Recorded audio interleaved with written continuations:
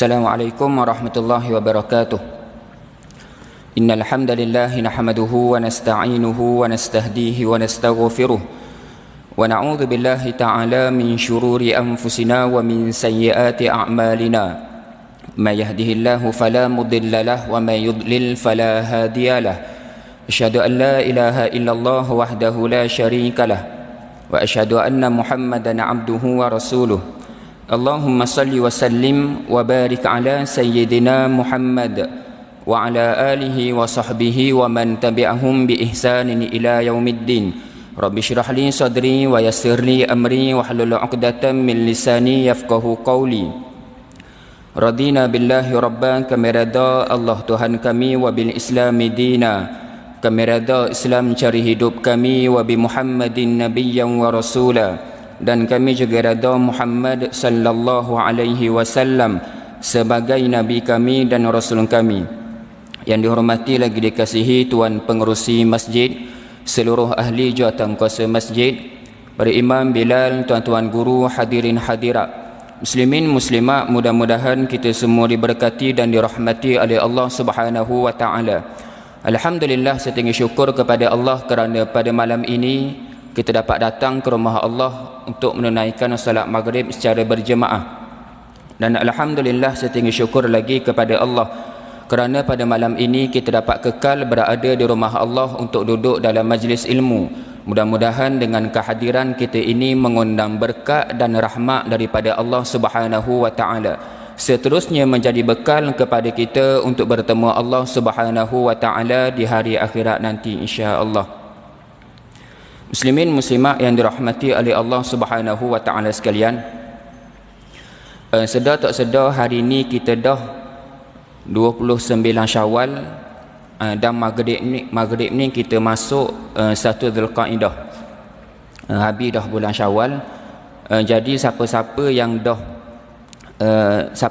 yang bulan Syawal tahun ni dia dapat habiskan puasa 6 hari di bulan Syawal, saya ucapkan tahniah lah siapa yang habis tu. Dan kalau siapa-siapa yang dok dah habis dang 3 hari je, sempat 4 hari je dok dang habis, jadi cuba lagi pada tahun depan dah supaya biadang lah. Dan siapa yang puasa 6 dia ada 6 hari lagi, juga cuba lagi pada tahun depan. Mungkin ada juga puasa senang, ustaz kita puasa senang saya ustaz ada sikit je lagi, berapa hari, ada 6 hari lagi ustaz, maknanya tak puasa langsung.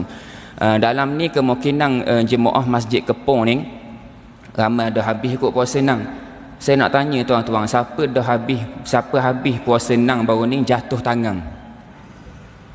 Pengurusi kena bagi hadiah tu, tak pun bendahari semua habis puasa senang. Jatuh tangan belaka. Orang puang saya tak nampak orang puang dia angkat tangan belaka, orang lelaki jatuh tangan belaka. Jadi tuan-tuan dirahmati oleh Allah Subhanahu wa taala sekalian, walaupun kita dah masuk bulan Zulqaidah, teruskan dengan puasa-puasa sunat yang lain. Sama ada puasa sunat hari Isnin dan Khamis, puasa sunat hari putih, teruskan dengan puasa sunat. Jangan tunggu nak puasa bila pula, tunggu Ramadan akan datang. Jadi teruskan dengan puasa sunat walaupun pada bulan lain, walaupun pada bukan bulan Syawal. Tuan-tuan dirahmati oleh Allah Subhanahu wa taala sekalian, kuliah maghrib terakhir saya di sini, kalau kita ingat, kita dah habis bincang berkaitan dengan mandi sunat. Jadi untuk malam ni, sebelum saya sambung kembali kitab Matla' An-Najmain, saya nak bincang satu perkara sebagai ulang kaji kepada kita semua. Benda yang saya nak sebut ni semua orang tahu dah, tapi saya nak sebut juga kok ada benda yang kita terlepas pandang ataupun tersilap faham. Jadi saya akan sebut dulu benda ni sebelum kita masuk kepada kitab Matla'un Najmain. Okay, saya nak sebut dulu berkaitan dengan, ataupun kita nak ulang kaji berkaitan dengan waktu-waktu yang diharamkan untuk kita sembahyang. Benda ni biasa kita dengar, tahu bila waktu yang haram kita sembahyang. Tapi kita akan tengok detail pada malam ni, bila waktu yang haram dan solat apa yang haram untuk kita lakukan. kita kena ingat dalam kehidupan seharian kita, kita tidak boleh nak sembahyang sunat ikut baharambang je. Nampak nak rasa nak sembahyang sunat, kita sembahyang. Rasa nak sembahyang, kita sembahyang. Ada dalam sehari, ada beberapa waktu yang kalau kita sembahyang, kita dapat dosa, bukan dapat pahala. Kita sembahyang pada waktu tu, kita dapat dosa. Sebab apa dosa? Sebab waktu tu diharamkan untuk kita sembahyang. Jadi kita tengok sekejap berkaitan dengan waktu yang haram untuk kita sembahyang dan solat apa yang kita diharamkan untuk sembahyang. Tuan-tuan dirahmati oleh Allah Subhanahu wa taala sekalian. Dalam satu hadis Nabi sallallahu alaihi wasallam, Nabi kata, "Thalathu sa'atin kana Rasulullah sallallahu alaihi wasallam yanhana an nusalliya fihin aw an naqbura fihin mautana hina tatlu'u asy-syamsu bazighatan hatta tartafi' wa hina yaqumu qa'imudh dhahirah hatta tamila asy-syams wa hina tadayyafu asy-syamsu lil ghurubi hatta taghrub." Nabi kata ada 3 waktu yang dilarang untuk kita sembahyang. Ini saya terjemah hadis dulu, nanti kita akan tengok detail. Yang pertama, ketika matahari terbit sehingga ia meninggi. Yang kedua, ketika matahari tepat berada di pertengahan langit, iaitu betul-betul berada di atas kepala. Dan yang ketiga, ketika matahari hampir terbenam sehingga ia betul-betul tenggelam ataupun sehingga ia terbenam sepenuhnya, iaitu masuk waktu maghrib. Ada beberapa waktu yang kita diharamkan untuk solat. Yang pertama apa? Kita ambil daripada bermula zuhur. Yang pertama waktu yang haram untuk kita sembahyang iaitu ketika waktu rembang. Apa maksud rembang? Dalam kitab kebanyakan sebut istiwa ataupun kebanyakan kitab dia akan panggil rembang.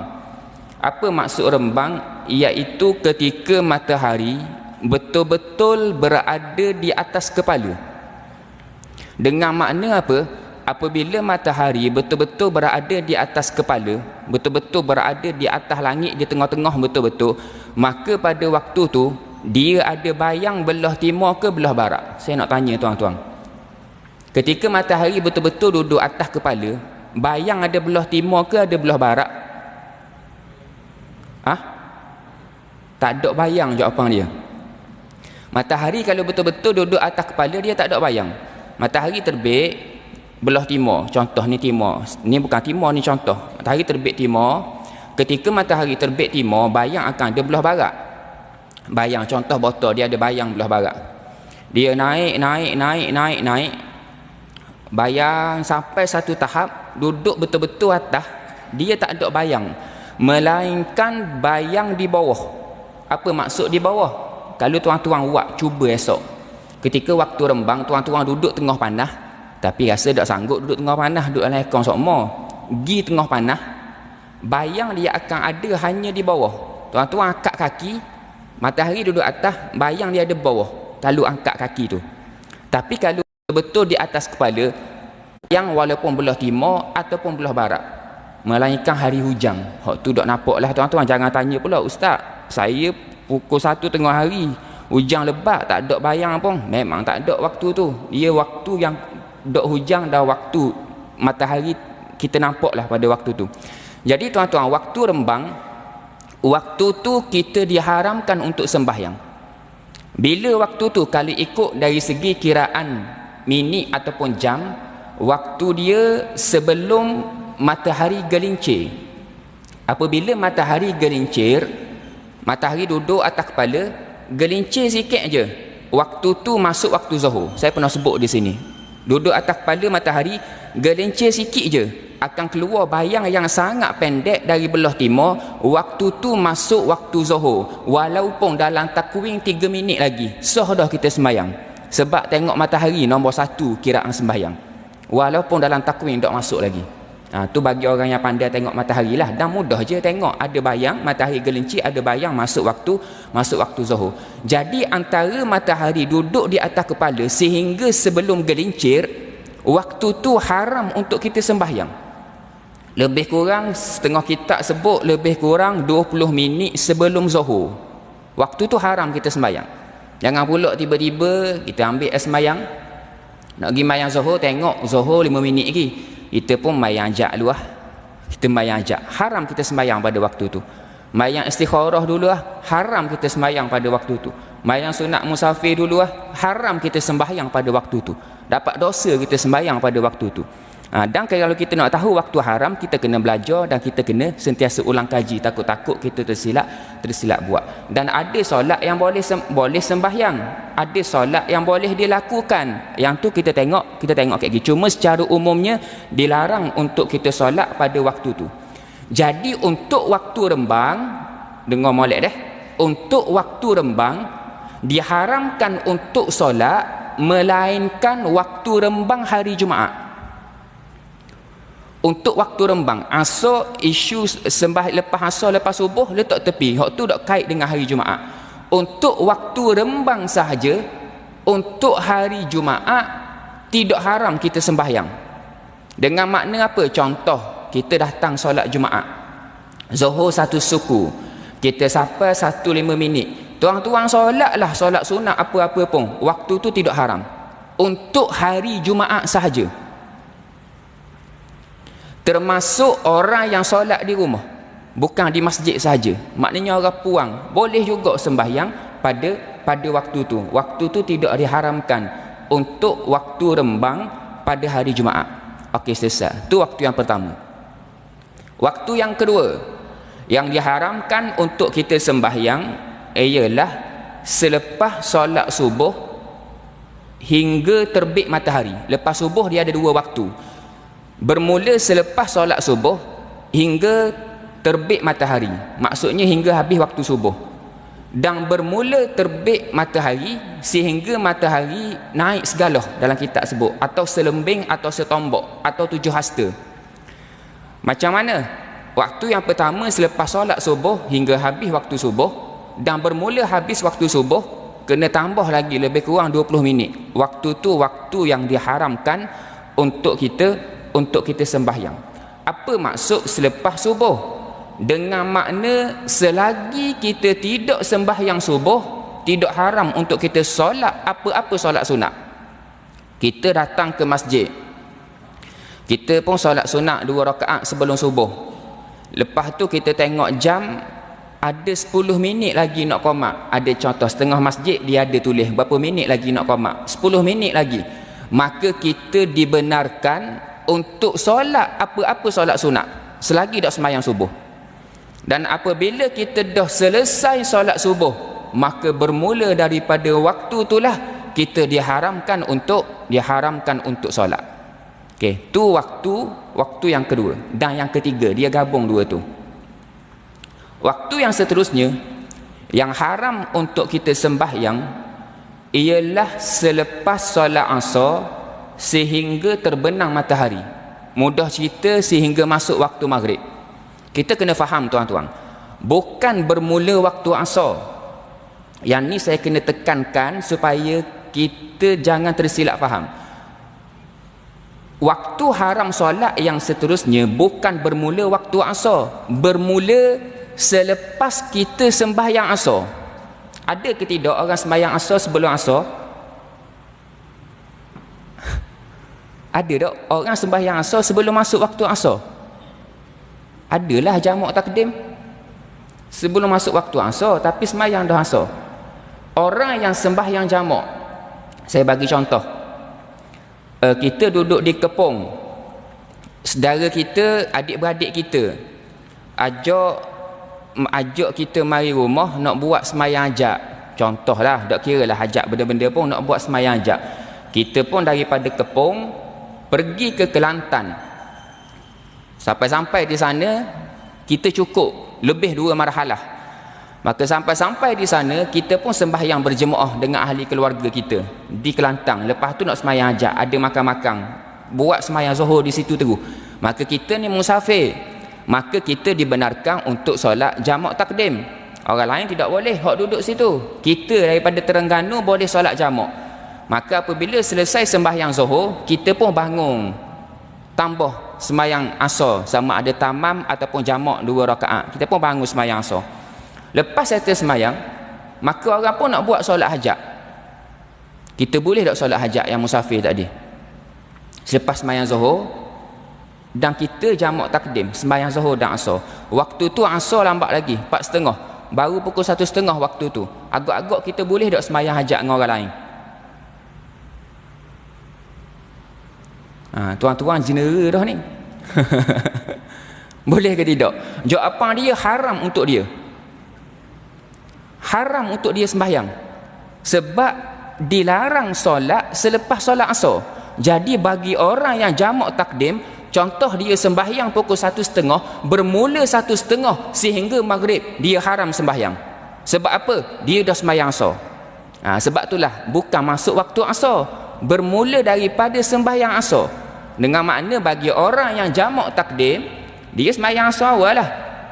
Kalau orang yang sembahyang tidak boleh jamak, dia sembahyang waktu Asar, maka bermula dia sembahyang Asar pada waktu Asar sehingga masuk waktu maghrib. Okey. Sebelum saya masuk solat apa yang tidak boleh sembahyang, satu lagi, semua waktu yang saya sebut tadi, melainkan waktu rembang hari Jumaat, yang tu tiada waktu haram. Semua waktu yang haram tadi tidak diharamkan ketika berada di tanah haram. Tu kita kena faham. Di tanah haram sahaja. Tanah haram mana? Tanah haram Mekah sahaja. Madinah tidak termasuk. Di Mekah sahaja. Contoh kita kalau bab sembahyang waktu haram ni, kalau orang ngaji dah habis, dia ngaji sikit je waktu yang haram je, tiba-tiba dia pergi Mekah. Bila sampai di Mekah selepas solat Asar, dia pun tengok kawan dia bangun sembahyang.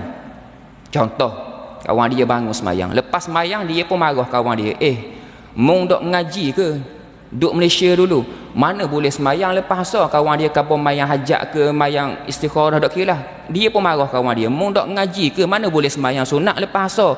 Kawan dia pun balas ke dia, mung dok ngaji, ni tanah haram kan? Jadi tuan-tuan, tanah haram tak ada masalah. Di Mekah saja, termasuk di bukan kawasan Masjidil Haram, dengan makna selagi itu tanah haram, sama ada hotel kita sendiri itu tanah haram, maka dibenarkan untuk kita solat pada waktu haram, untuk tanah haram. Jadi kesimpulan untuk waktu haram kita sembahyang, mudah cerita guna, waktu-waktu tadi tu haram sembahyang untuk di Malaysia, kita ambil Malaysia. Waktu tadi haram kita sembahyang, melainkan waktu rembang hari Jumaat. Waktu rembang hari lain semua diharamkan untuk kita solat. Dan semua waktu tadi tu tidak diharamkan ketika berada di tanah haram Makkahul Mukarramah. Madinatul Munawwarah tidak termasuk. Okey, faham? Tu dari segi waktu. Dan yang kedua yang kita perlu faham dan kita kena faham. Yang kedua apa? Yang kedua, solat apa yang haram kita sembahyang? Sembahyang apa yang haram? Sebab ada solat yang dibenarkan untuk kita solat walaupun waktu haram. Okay, mudah cerita gini tuan-tuan, sembahyang dia ada dua jenis. Ada sembahyang yang ada sebab, ada sembahyang yang tiada sebab. Okay, kita pergi dulu yang pertama, sembahyang yang ada sebab. Yang kedua, sembahyang tiada sebab. Letak tepi dulu. Sembahyang yang ada sebab, dia pecah kepada tiga jenis. Sembahyang ada dua. Yang pertama ada sebab, yang kedua tiada sebab. Sembahyang yang ada sebab, dia pecah tiga pula. Sembahyang yang diharamkan ketika waktu haram ialah sembahyang yang tiada sebab, dan sembahyang yang ada sebab terkemudian. Okay, kita tengok sembahyang yang ada sebab pecah tiga. Yang pertama dipanggil solat yang sebab terdahulu, ataupun sebab mutaqaddim dalam bahasa Arab. Tu jenis yang pertama. Jenis yang kedua dipanggil solat yang sebab muqarinun, sebab persamaan. Dan yang ketiga, sembahyang yang sebab mutaakhirun, iaitu sebab terkemudian ataupun sebab kemudian. Sembahyang yang haram kita lakukan pada waktu haram ialah solat yang sebab terkemudian dan solat yang tiada sebab. Kita pergi satu-satu. Yang pertama, solat yang sebab terdahulu. Solat yang sebab terdahulu, kita boleh sembahyang walaupun waktu tu waktu haram. Tak kisah lepas asar ke, lepas subuh ke, selepas sebelum zuhur ke, waktu solat yang sebab terdahulu kita boleh sembahyang macam biasa. Apa contoh solat yang sebab terdahulu? Saya bagi contoh, semua orang tahu. Solat sunat tahiyatul masjid. Sebab apa dia sebab terdahulu? Tuan-tuan, kalau kita nak sembahyang sunat tahiyatul masjid, sembahyang dahulu ke ataupun masuk masjid dahulu? Masuk masjid dulu baru semayang. Jadi sebab dulu baru semayang. Tak ada orang buat apa nak mayang Kek gini aku nak masuk sejid, mayang dulu. Duduk kat rumah mayang dulu. Bukan. Dia kena masuk masjid dahulu. Kena buat dulu sebab apa semayang tu, perbuatan dia masuk dulu masjid, baru dia sembahyang. Yang tu tidak haram. Kita sampai di masjid Zuhur pukul 1.10. Kita sampai pukul 1. Kita masuk-masuk, kita nak sembahyang sunat tahiyatul masjid. Waktu tu walaupun waktu haram, tapi tidak diharamkan untuk kita sembahyang. Sebab tu solat yang sebab terdahulu. Apa lagi contoh solat yang sebab terdahulu? Contoh lain, solat sunat wuduk.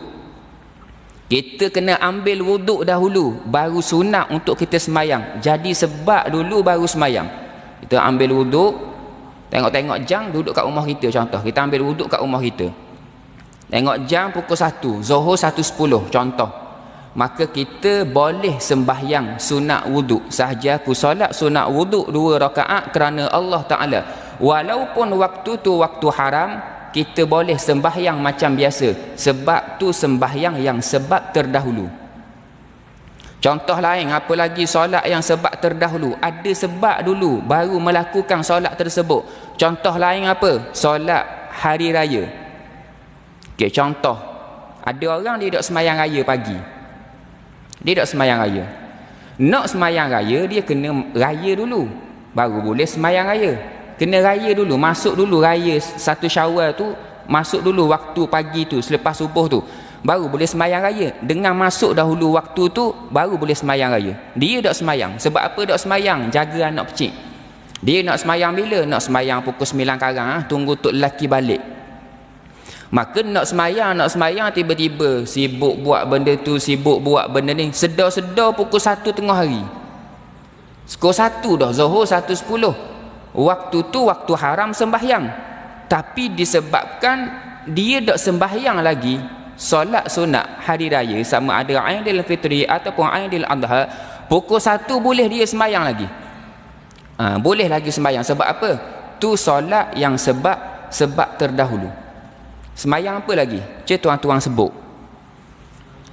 Solat jenazah. Solat jenazah boleh sembahyang pada waktu haram. Sebab apa? Nak sembahyang jenazah kena mati dulu baru semayang. Mana boleh semayang tak mati lagi? Dah buat apa mau mayang jenazah? Pengurusi sejid mati kat gigi, dia kata. Boleh gitu tuan-tuan. Dia kena mati dulu. Gora je minta maaf pengurusi dah. Mana tahu pengurusi. Dia kena mati dulu baru semayang. Bukan semayang dulu baru mati. Jadi dia panggil sebab dulu baru semayang. Jadi sebab itulah ada orang buat solat jenazah selepas waktu asar. Tak ada masalah. Sebab dia mati dulu baru sembahyang. Tu contoh solat yang sebab terdahulu. Okey, yang kedua. Okey, sembahyang yang saya sebut tadi tu boleh dilakukan jika waktu tu waktu haram. Okey, yang kedua. Jenis yang kedua dipanggil solat yang sebab persamaan ataupun sebab muqarinun. Apa solat yang sebab persamaan dengan sembahyang? Sebab sembahyang sama waktu. Kalau yang contoh tadi berlaku dulu benda tu baru sembahyang, masuk masjid dulu baru sembahyang, mati dulu baru sembahyang. Hak ni sama dua-dua. Yang ni juga tidak diharamkan untuk solat pada waktu haram. Solat apa tuan-tuan? Solat gerhana. Dipanggil sebab persamaan dalam kitab. Sebab muqarinun. Contoh, sebagai contoh nak bagi nampak. Tiba-tiba gerhana pada hari itu, gerhana matahari contoh berlaku pada pukul 1 tengah hari hingga 1:30. Saya bagi contoh. Jadi pada pukul 1, waktu tu waktu haram kita sembahyang. Jadi pengurusi masjid bincang-bincang dengan AJK, kita buat dekat-dekat Zuhur lah, ramai sikit jemaah. Waktu tu kebetulan gerhana berlaku dekat-dekat Zuhur. Maka walaupun waktu tu waktu haram, selagi waktu tu tidak habis lagi gerhana, maka dibenarkan untuk solat gerhana pada waktu tu. Sebab solat tu sebab persamaan. Yang haram kita lakukan ialah solat yang sebab terkemudian. Ingat deh, solat yang sebab terkemudian, sembahyang ni haram kita lakukan pada waktu haram yang saya sebut tadi tu. Contoh solat yang sebab mutaakhirun ataupun sebab terkemudian. Contoh apa tuan-tuan? Solat sunat musafir. Sembahyang sunat musafir, kita sembahyang dulu, baru kita musafir. Jadi tiba-tiba pada hari tu kita nak musafir, nak pergi ke Kuala Lumpur. Pukul berapa nak pergi? Kita nak pergi pukul 6 petang. Kita pun lepas mayang asar, pukul 5:30 tu kita nak sembahyang sunat musafir. Tidak boleh. Sebab apa? Solat tu sembahyang dulu baru musafir. Dia bukan musafir dulu baru sembahyang. Dan solat sunat musafir dia hendaklah dilakukan sebelum musafir. Dan apabila solat tu dia sembahyang dulu, terkemudian benda tu sembahyang musafir tapi tak musafir lagi, maka sebab dia duduk di belakang, maka solat tu diharamkan untuk kita lakukan pada waktu haram yang saya sebut tadi tu. Lepas subuh, lepas asar, dengan waktu rembang. Contoh lain, solat sunat istikharah. Sembahyang nak pilih sesuatu. Contoh, kita nak kahwin, kita dilema, aku nak pilih timah ke bedoh, timah ke bedoh. Kita pun sembahyang sunat istikharah. Sembahyang dulu, pilih lepas tu kita pun sembahyang sunat istikharah. Lepas sembahyang sunat istikharah, dapatlah jawapan, dua-dua jawapan, timah pun ya, bedoh pun ya. Tak kira lah. Cuma nak katanya solat tu terkemudian benda tu, sembahyang dulu, istikharah pilih kemudian, maka sembahyang tu diharamkan untuk kita solat. Solat apa lagi tuan-tuan yang sembahyang dulu sebab tu kemudian? Sembahyang apa lagi? Banyak lagi ni. Kita kena tahu ni, takut kita pergi buat benda tu. Sembahyang apa yang kita sembahyang dulu baru buat benda tu. Jenis sembahyang tu, benda tu baru berlaku selepas. Solat sunat ihram. Tuan-tuan, perkara yang sunat dilakukan sebelum ihram, sebelum niat ihram tu, kerak kuku, pakai wangi-wangi yang di badan, rapi misai, rapi janggut. Contoh. Dan termasuk solat sunat ihram. Kita sembahyang dulu solat sunat ihram, baru kita berihram. Bukan pakai kain ihram, maksud saya niat ihram tu. Jadi niat ihram tu selepas sembahyang dulu, maka diharamkan kita solat sunat tu ketika dalam waktu haram. Kena ingat dia, siapa-siapa kat Bira Ali, tiba-tiba kita sembahyang sunat ihram, waktu tu lepas asar, tidak boleh, melainkan kita belum sembahyang asar pada waktu tu. Okey, solat apa lagi yang sebab terkemudian? Okey, yang glamour, solat hajat.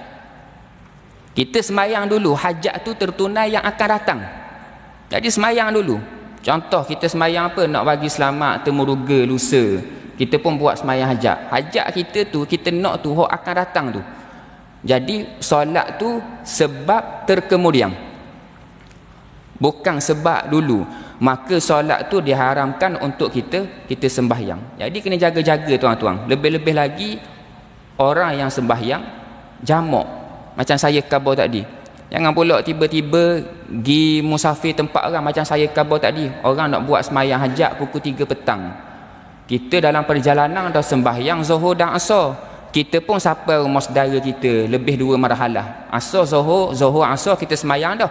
Siapa-siapa pukul 3 dah molek, orang memang tunggu kita nak jadi tok imam. Siap jadi tok imam tuan-tuan. Dah tok imam mayang sodah, jadi tok imam mayang hajat pula. Jadi sebab tu bahaya. Kalau orang ni jemaah pun tak faham, tok imam pun tak faham, maka buat perkara yang dilarang. Tidak boleh sembahyang bagi orang yang dah sembahyang asar walaupun belum masuk waktu asar. Dan saya ulang sekali lagi, segala solat yang haram, waktu haram dilakukan tadi untuk di Malaysia tidak haram ketika waktu rembang untuk hari Jumaat, dan tidak diharamkan langsung ketika berada di Makkatul Mukarramah, di Masjidil Haram, di tanah haram Mekah. Okey, ada nak tanya soalan setakat ni? Oh, saya tinggal sikit lagi, saya sambung sikit lagi dah. Baru teringat, Haji nak tanya tu saya teringat lalu benda hok dok khabar ni. Sikit lagi je dah. Satu lagi solat yang diharamkan kita lakukan ketika waktu haram, iaitu solat yang tiada sebab. Hok kita cerita panjang lebar tadi tu semua ada sebab, cuma beza dia sebab bersamaan, sebab terdahulu, sebab terkemudian. Ada satu lagi solat ni haram kita lakukan, iaitu solat sunat yang tiada sebab ataupun tiada keperluan untuk kita lakukan pada waktu tu. Bukan waktu khusus pada waktu tu, boleh lakukan waktu lain. Solat apa tuan-tuan? Solat sunat mutlak. Apa maksud solat sunat mutlak? Dia gini tuan-tuan, kita ada satu sembahyang bagi orang kaki sembahyang, jenis berakhir semayang. Dia ni jenis berakhir semayang, pukul 3 petang nak semayang, pukul 10 nak semayang, lepas mayang duha 14 rakaat nak semayang, jenis kaki semayang.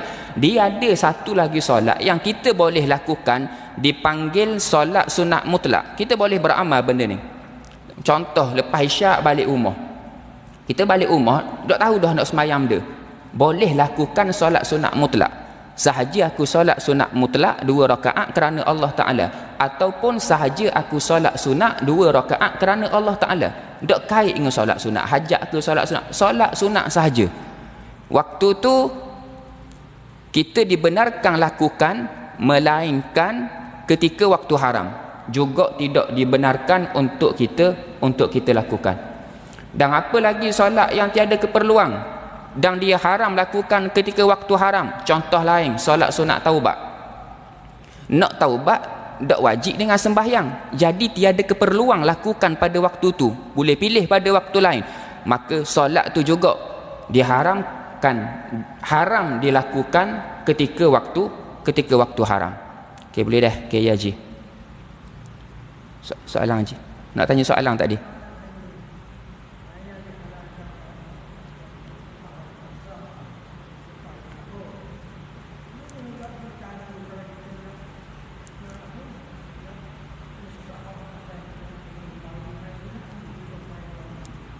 Saya korang dengar soalan, bukan tak jelas, tak dengar soalan.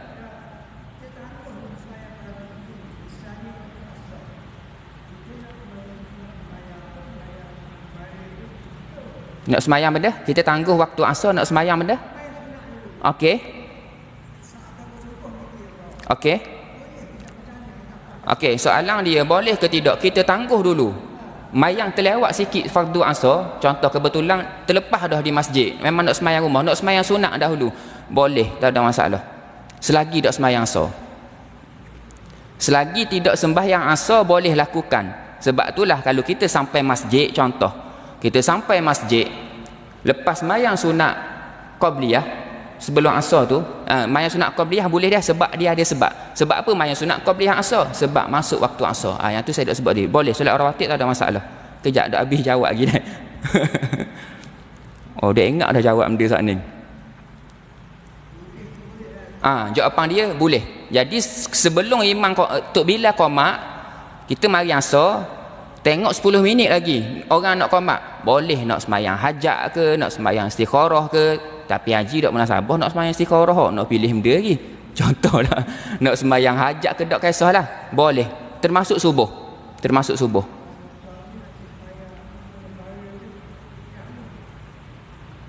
Ya.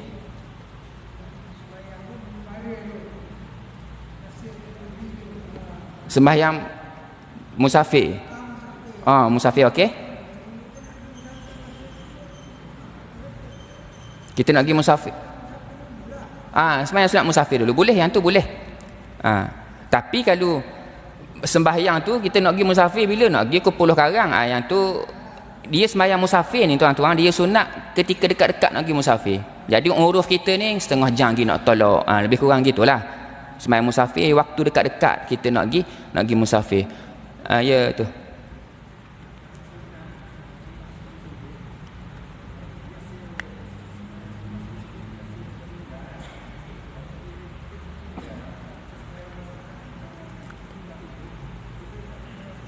Qada waktu haram.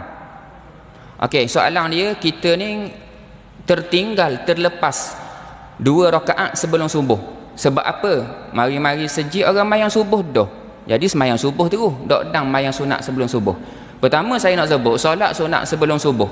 Satu hadis Nabi sallallahu alaihi wasallam yang biasa kita dengar, rakaatul fajri khairum minad dunya wa ma fiha. 2 rakaat sebelum subuh, iaitu solat sunat fajar ataupun solat sunat qabliyah subuh, lebih baik daripada dunia dan seisinya. Nak khabar betapa besarnya pahala solat sunat 2 rakaat sebelum subuh ataupun solat sunat fajar ataupun solat sunat qabliyah sebelum subuh. Jadi tuan-tuan, solat sunat kita boleh qada. Qada tu bila? Boleh ke tidak? Waktu haram.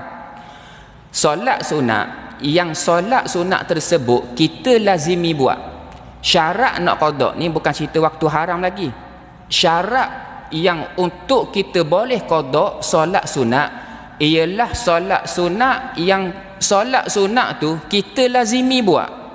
Dengan makna apa? Solat sunat sebelum subuh kita buat sokmo, bangun awal sokmo, tiba-tiba ada hari tu terlewat bangun. Sebelum ni sampai sokmo sejik 5 minit sebelum qomat, sampai sokmo sejik 10 minit sebelum qomat, ataupun sempat sembahyang kat rumah kita dia 2 rakaat sebelum datang ke masjid, sempat sokmo. Tiba hari tu dok dang. Bak apa dok dang? Rumah terbuka 5 tepat pagi hari tu. Kenyangan lewat bangun. Sampai-sampai masjid orang sembahyang subuh dah. Dia pun sembahyang subuh. Dia boleh qada solat sunat tadi tu walaupun pada waktu haram. Sebab apa? Solat tu dia sebab terdahulu. Sebab apa sembahyang? Qada. Termasuk qada solat fardu. Tuan-tuan, qada solat fardu boleh dilakukan walaupun waktu haram.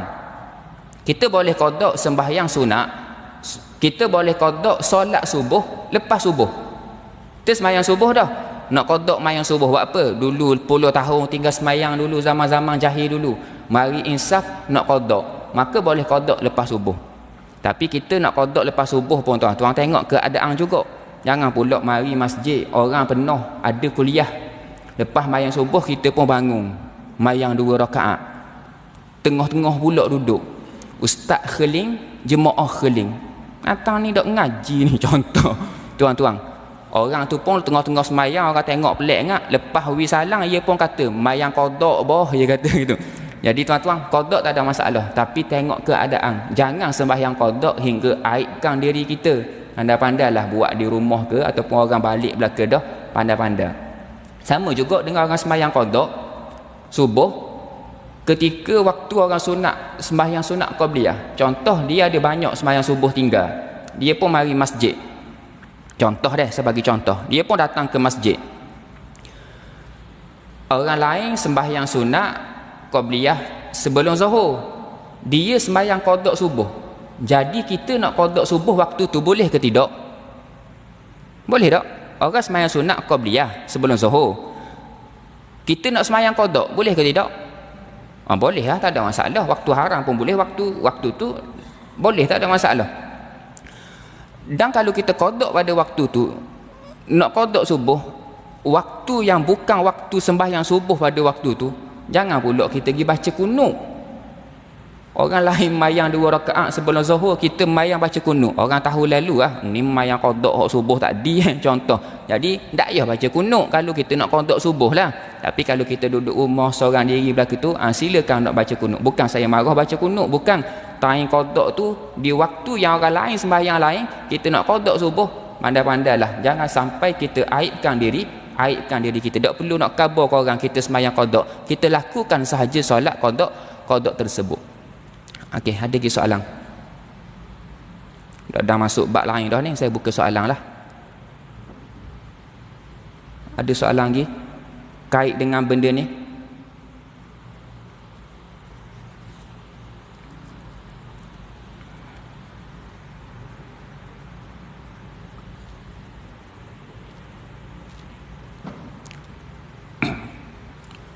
Ada soalan?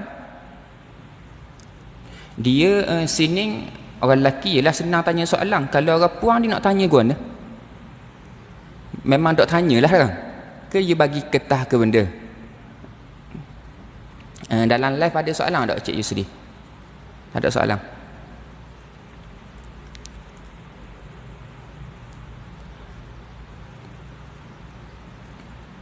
Tunggu sikit, takut tengah mikir soalan.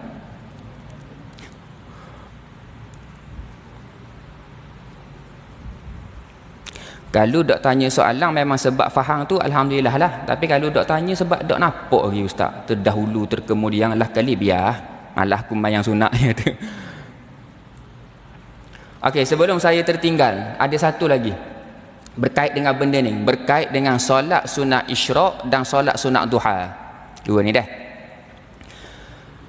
Sebab apa saya dok sebut contoh solat sunat isyraq dengan solat sunat duha ketika kita bincang berkaitan dengan waktu haram tadi?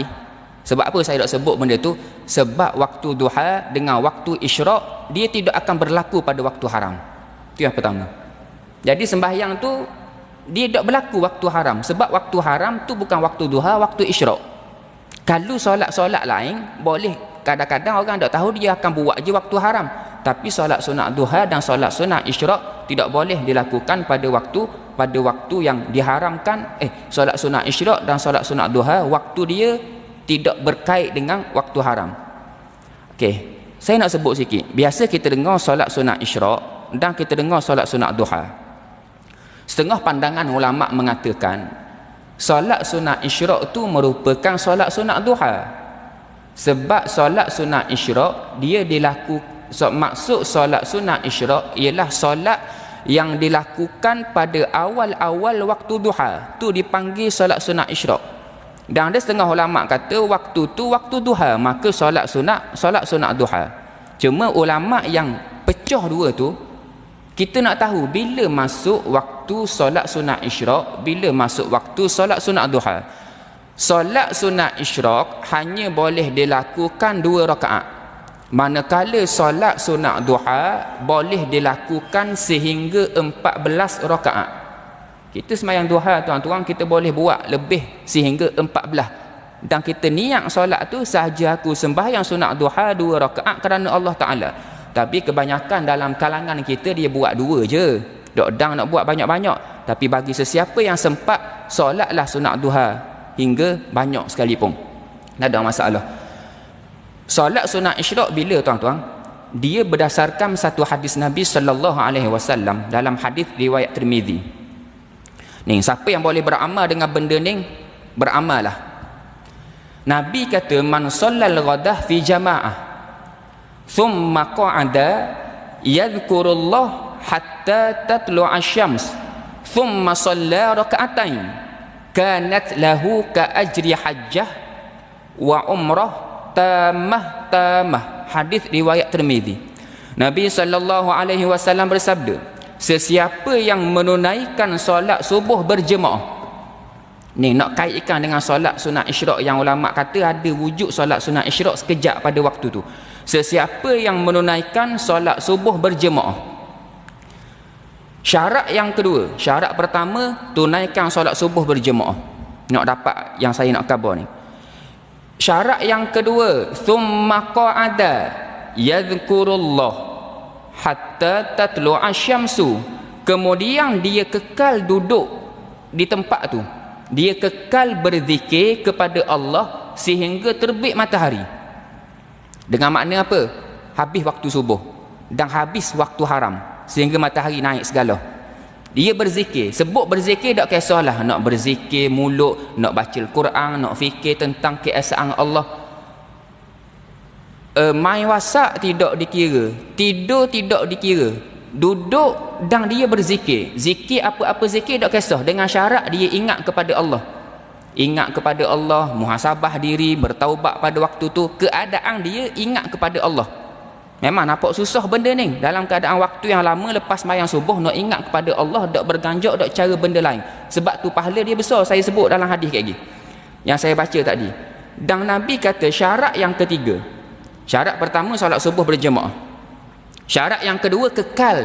Contoh mari masjid, kekal duduk di tempat kita tu di masjid dan duduk dalam keadaan ingat Allah, baca Quran ke, berzikir ke, sehingga habis waktu subuh dan sehingga habis waktu haram. Contoh habis waktu subuh, lepas kita sembahyang belaka, sekarang habis pukul berapa lepas sembahyang? Nak bagi nampak, sini habis sembahyang subuh pukul berapa? 6 berapa? 6 suku. Contohlah 6 suku. Kekal duduk sehinggalah lebih kurang habis waktu subuh tambah 20 minit, sehinggalah kita letaklah 7.20. Saya bagi contoh je ni dah. Saya bagi contoh. Waktu yang tepat kira balik. Sehingga 7.20 dia kekal duduk berzikir. Bukan tidur, bukan duduk main telefon, kekal duduk berzikir. Dan Nabi kata kemudian thumma shalla raka'atain. Kemudian dia solat sunat 2 rakaat. Bermula sahaja waktu habis waktu haram, waktu tu dipanggil waktu untuk solat sunat isyraq, dengan makna masuk dah waktu duha.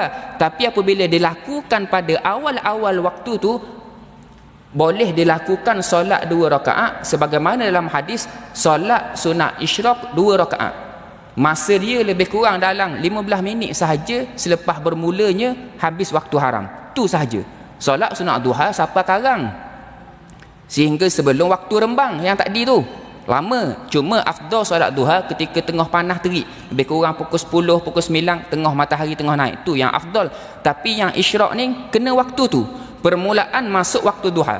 Siapa yang tunaikan 3 syarat ni, maka Nabi kata dia akan dapat pahala tunaikan haji dan umrah. Nabi ulang 2 kali, tamah, yang sempurna, dapat pahala haji dan umrah yang sempurna. Ingat dah, dapat pahala bukan bermakna dia buat haji. Jangan pula kayak gini orang daftar haji, mu daftar lagi haji, aku dah payah daftar dah. Sebab apa? Aku dapat dah pahala haji. Sebab apa mu dapat? Aku ni baca hadis ni, aku lepas sembahyang subuh, aku tunggu duduk zikir, aku pun sembahyang sunat isyraq 2 rakaat, aku dapat dah pahala haji. Dapat pahala haji, bukan hilang kewajipan tunaikan haji. Jadi tuan-tuan, siapa boleh beramal dengan benda ni, dipanggil solat sunat isyraq awal-awal waktu duha. Maka selepas selesai tunaikan solat sunat isyraq, maka karang-karang pukul 8, pukul 10 karang, barulah dia solat sunat duha. Tu beza solat sunat isyraq dan solat sunat duha. Sebab tu ada setengah ulama berpandangan solat sunat isyraq tu dikira solat sunat duha, sebab dia merupakan solat sunat di awal waktu duha. Dan waktu tu kalau nak solat duha sudah sah, tak ada masalah. Ya boleh dah. Tu nak bagi kita nampak. Okey, ada lagi soalan?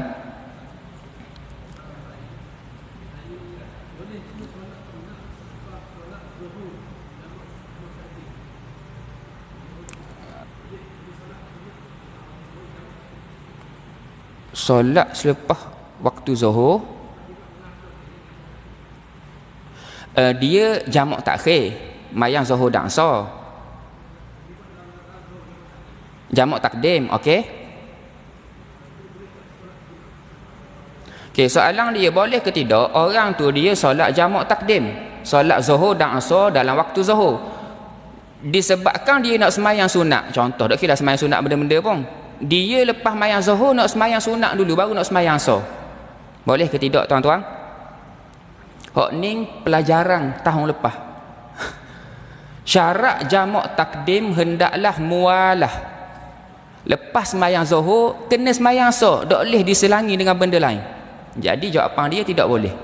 Dan kalau dia lakukan solat sunat lain, maka sudah terbatal jamak takdim dia, hanya sah sembahyang zuhur dan tidak boleh lagi jamak takdim. Dia kena tunggu sembahyang asar, tunggu waktu asar karang pula. Jawapan dia tidak boleh. Jadi dia fikir tadi, oh ada sembahyang ajak pukul 2.30 contoh. Jadi dia sembahyang zuhur dulu, sembahyang asar sekarang lepas sembahyang ajak. Sebab syarat dia saya khabar tadi, apabila dah sembahyang asar dah sembahyang yang solat yang sebab terkemudian. Jadi dia pun lepas sembahyang zuhur jangan sembahyang lagi asar. Jawapan dia tetap tidak boleh, sebab syarat nak jamak takdim ialah solat tu mestilah mualah, hendaklah dilakukan berturutan. Kalau jamak takhir tak ada masalah, tidak berterutan. Lepas sembahyang asar pukul 5 nak sembahyang zuhur pukul 6 tak ada masalah. Ataupun pukul 5 tu sembahyang zuhur dulu nak sembahyang asar pukul 6, yang tu tak ada masalah. Tapi untuk jamak takdim tidak boleh. Dan boleh kalau dia nak sembahyang hajat juga ramai-ramai tu, dia tidak perlu solat jamak. Dia solat biasa sahaja. Tidak perlu jamak dengan asar. Okey, boleh ada lagi soalan?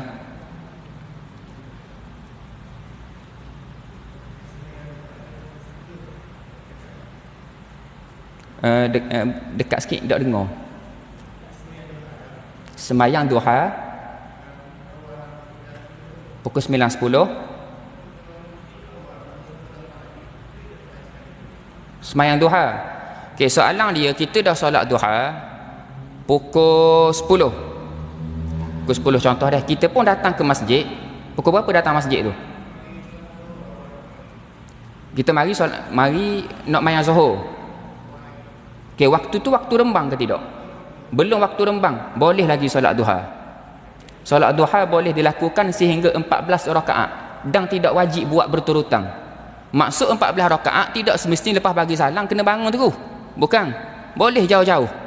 Pukul 8 sekali, pukul 9 sekali, pukul 10 sekali, pukul 11 sekali, 11 suku sekali, 11.30 sekali.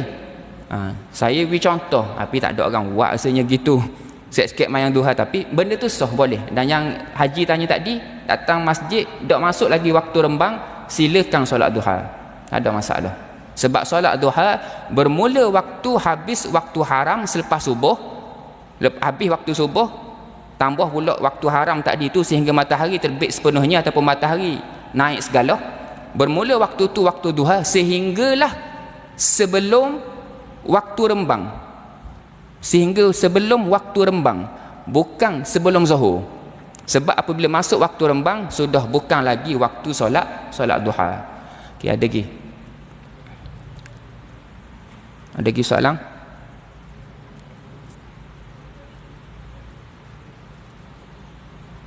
Ataupun nak betulkan apa-apa ke? Saya dengar dulu lain ustaz khabar lain, kita baiki balik benda tu. Kalau saya salah, saya betul balik. Ada lagi soalan?